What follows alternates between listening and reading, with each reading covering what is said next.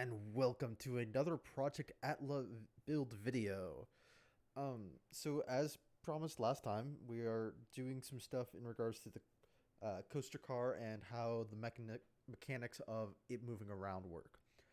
I will let you know there will be no time lapse this week because I realized that because of the nature of scrap mechanic, it's going to be really disorienting when I'm building like a lot of small intricate stuff, as proof of last video, and I'm going to try just kind of doing a build, like explaining what has happened after all the building is done this time.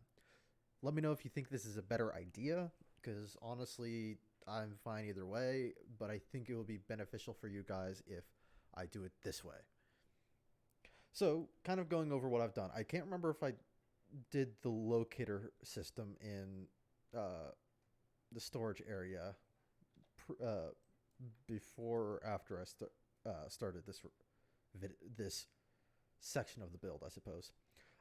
But in case I didn't, there are now currently two storage areas or two storage sections in the maintenance area, and they both have these little like stands almost, and they're very basic. They just say move car forward, move car backwards. There's a switch on both of them that will just constantly run it backwards or towards the main loop. And that one has a forwards for when you're bringing something in from the main loop. And there's also this light which just indicates whether or not it's correctly positioned. And that's really all that light does. As you can see, I move it out of correct positioning, it turns on. And you'll notice that I'm still pushing it this way, because if I'm pushing it further into the storage, it'll keep going.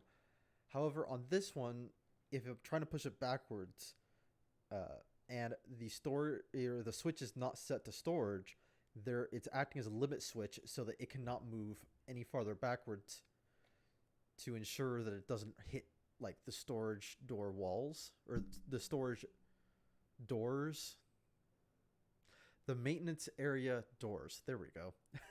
So it doesn't hit those accidentally. And you'll see when I change it so that it goes into the main loop, I can just set that to run backwards and it'll just run backwards all fine and dandy. So let's do that really quickly. So come into here, swap stuff over. And you'll notice that I've now got these two extra wheels here. They act as essentially just transport wheels to ensure that the car is actually getting into its position correctly. So now all that's opened, let me go ahead and set this so it's running backwards. And this also has a limit switch on here, so it cannot go backwards through this section. It can only go forwards through this section. So as you can see, it is now being dragged back here.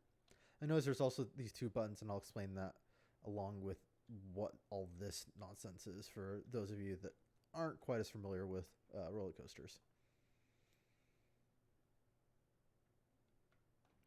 I had to kind of get rid of the stairs because I found out that the car was actually running into it when I was going around the curve. So that sadly had to disappear. I think that's about... Yeah, there we go. I can see that it's just stopped. So if I swap that and turn that off, it'll actually move itself slightly forward until it's correctly positioned in that block.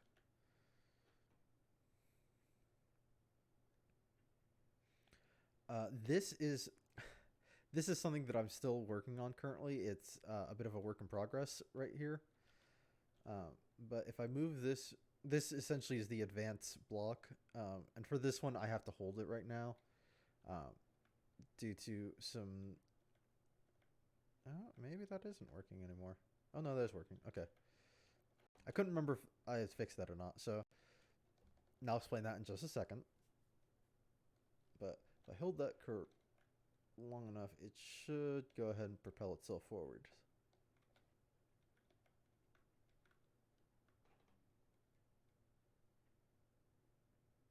Oh, it would if I actually remembered to turn on the safety. Yeah, good. There we go. So as you can see, this is now moving itself forwards kind of slowly, and it stopped. And this is kind of what I was talking about, that I need to kind of work on this. But if I bash this a bit,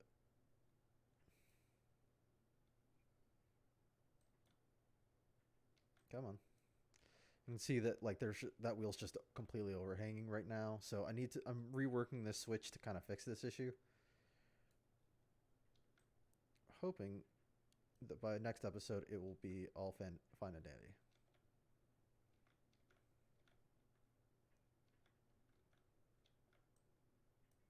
Come on.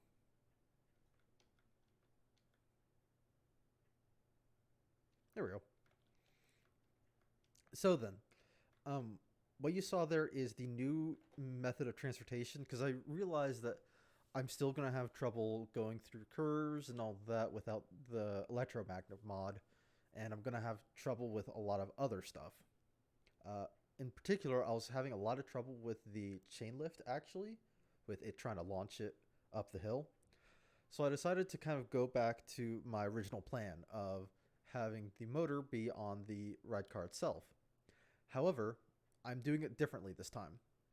What I'm doing is I'm turning the motor on and off, which is just one of the smart motors, and I've got it turned uh, in. I've got it set up in such a manner that it has barely enough torque to move itself forwards under under just its own power, and it's got enough torque when it's moving. Yeah, I was just making sure something. Sorry, uh, and when it's got enough forward momentum, it'll actually be able to keep its forward momentum because it's kind of trying to push itself forwards with that what little torque it has. So that's kind of the trick that I'm using here. So all I'm really doing is I'm just manipulating how much torque this motor actually has. It's on. Technically speaking, the motor is in fact actually on right now. It just doesn't have enough torque to really do anything. I think I've actually got it set to 0 torque right now. So going forwards over to here, these are the safety bars. These are an overhead restraint system because the car probably will do a loop-to-loop. I'm thinking of having it do a loop-to-loop. And also because of the KUKA arm, it needs to be able to safely hold people at a distinct forward angle for a period of time. So that's what these are. It's an overhead restraint system. You can still walk through here without any problem. There we go. So that's not a problem, thankfully. And there are two methods of lowering and raising the restraints. There's the manual, which is these two buttons right here. You can see that just raises and lowers it. And if we... No, it's not going to be fun, is it? Move forward enough to trigger, please. There we go. Sorry. I found that's the only way for that to really work correctly, so...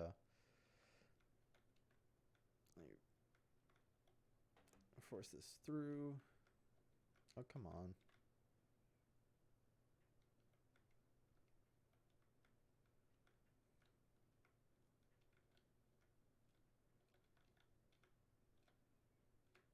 I'm still working out what the optimal spring tension is for the suspension, as you so aptly saw just then. But here we go.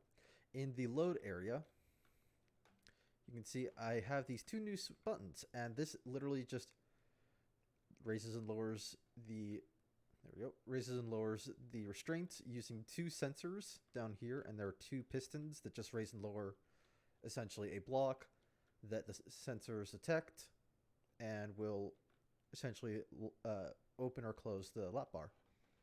Very simple stuff, theoretically. And that's really all I've done to the coaster car. However, I have done some stuff in terms of logistics to make life easier on me. If I pull this out, you'll notice that there's a lot less stuff kind of gap, like spanning large gaps, with the exception of a couple of the switches over here. But there's a lot less gaps or long stretches of controls. I think this right here is the only exception, and I don't remember what those actually are for. Actually, poke. I do. Oh, I remember what that's for. That just senses whether or not the switch is open or closed. That's actually something I can probably get rid of. But you'll notice that this is a lot more compact now, and that's because I've decided to make practically everything wireless. So you can see now I have these like dark blue uh, wireless connector or wireless communicators. Excuse me. You can see this is 1, 2, 3, and that is relaying the information from the main block control area.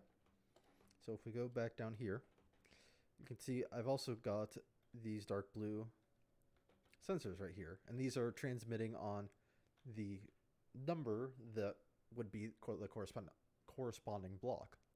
You also notice that there are 2 additional right here, this one right here and this one right here. These are like a similar idea to using these stop and go block or these reset buttons here, or these manual block state change buttons, and it's essentially allowing me from theoretically anywhere to essentially act as if I'm pressing this button right here. So you can see I've just got them hooked into, you can see right here, I've got them hooked into this button. So say I'm at block number 5. I don't have this drastically long wire connection going from somewhere way out there all the way to here. I just have this wireless signal. And it means that I can also just really quickly tap into this system if I really wanted to. So that's essentially what I'm doing here, and I'm starting to implement that, across the entire coaster system. So it's not a whole lot of stuff I've really done, but it's a lot of like small logistical things that will help me move forwards in terms of getting stuff working. You'll also notice that there is now no longer all of these push tires going up the lift. It's all being propelled by the coaster car itself, and you can see right here, these 2 colored blocks are what gets picked up by the coaster car, and essentially tells it to turn on the motor for all intents and purposes. It's actually just changing the amount of torque it has, but that's how it's getting itself up the hill. And the push tires right here are acting actually normally how they would. So no change there. This has gotten a small upgrade, and I will be putting this, I'll be essentially duplicating this little system right here and using it all over the track. And it's very simple local block control, so I can see this is block 1. That's actually incorrect. It should be block 2, so I'll have to fix that afterwards. I literally just realized that I had screwed that one up. But this is essentially says block clear, block is occupied, and then this is the e-stop button that just sends an e-stop signal across the entire system. This light right here just indicates whether or not the block is supposed to be occupied, or it's saying that it's occupied or not. So nothing really too complex. It's just a bunch of wireless connections on the back, and then a numeric or a memory chip, which is just is how it knows which block it's in. And again, I have to fix that because it's saying it's in the incorrect block. It should be actually block 2. So. But that's really easy to change because I can just really quickly change that chip and it will change the entire system. So really easy stuff. Again, it's not a whole lot of like really showy or complex work. It's just a lot of small logistic stuff that I've been doing. I have done a small bit on trying to fix these curves. Um, I'm still scratching my head on how to optimize them because they're still really rough.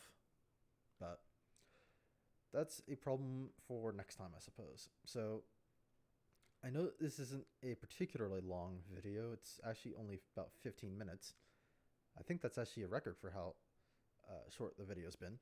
But again, I just want to make you guys aware of what exactly has been occurring and kind of keep you guys in the know. So, as always, I hope you enjoyed this video. If you did, make sure to leave a like, and possibly even a comment to let me know on how you think that the system should be even more optimized, or if you've noticed any bugs that I might have missed. Please let me know in the comment section down below.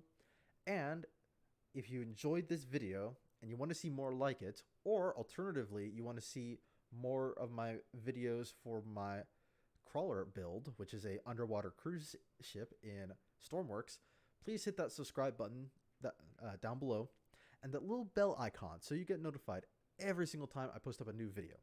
And as always, I will see you guys in the next one. Bye.